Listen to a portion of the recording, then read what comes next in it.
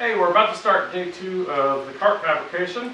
Yesterday we made a lot of the bogey pivots and the U-bracket for the front pivot. And today we're going to start making the wheel assembly weldments, which consist of 3 tube members cut on 45-degree angles, and then some plates in the corners to account for stress concentrations.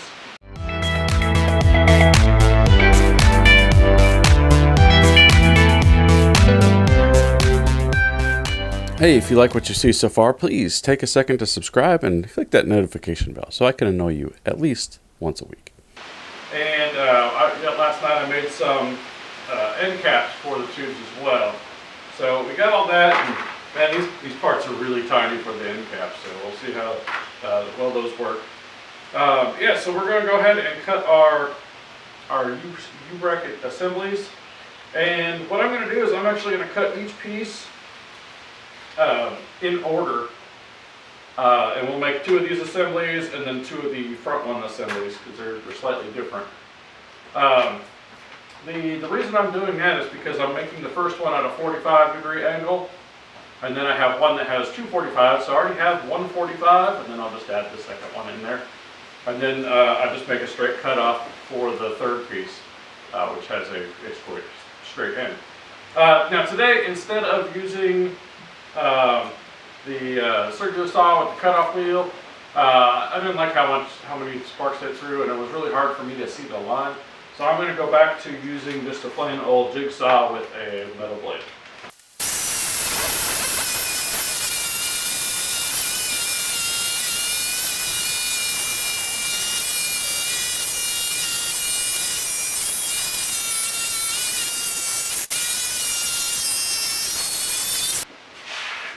Yeah, that took quite a while, so I may have to go back to the circ saw just to speed up that time. That was probably a good 2 minutes of cutting.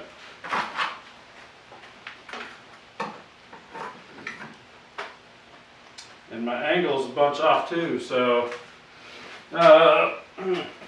probably just throw this piece in the trash and start over. Ooh, that's hot. So, yep, back to the circ saw.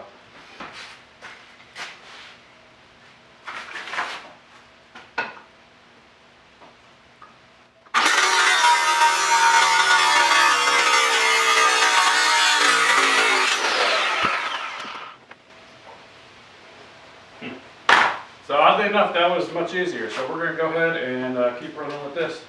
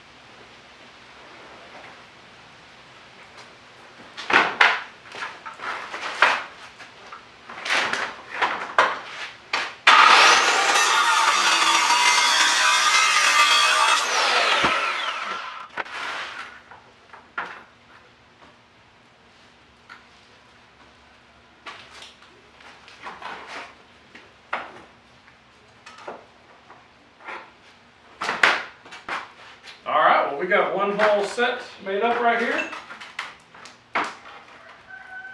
And cool.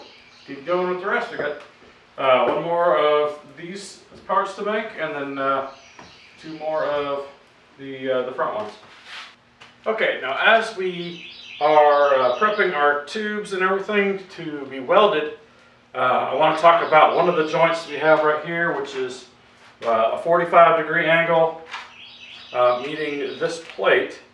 Now on the inside, we're going to have the plate flush to the inside of the tube right there, so we can weld in between those two.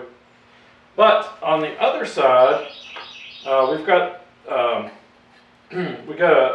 somewhat fillet weld. Now it's bigger than 90 degrees. It's 135 degrees, and it's going to cause us problems when we go to weld. We're going to have a very small throat in the weld for the leg length. So if we wanted an 1/8 inch leg length, I don't know what the actual geometry works out to, but normally you get 70% of that for 90 degree, but you'll probably get like half of that 70%, so maybe 35–40% of that throat, which is where the weld would fail if it was going to.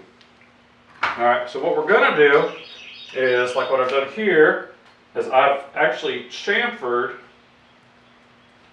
the end using a grinder, so that way I can get a bevel weld in there and get 100% penetration. So we might be 2.5 times stronger just by putting that bevel in there. And now I'm going to show you how I have been doing that.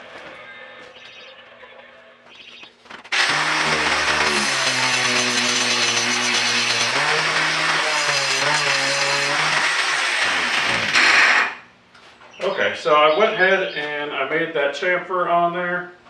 You can probably see it better down here. I did that by going right into the grinding pad, and then I went and scuffed up the rest of it so we have a nice clean surface to weld to. Hey, we appreciate you watching this video. If you want to know more about building your own roller coaster, please go to www.mentoredengineer.com/rollercoaster.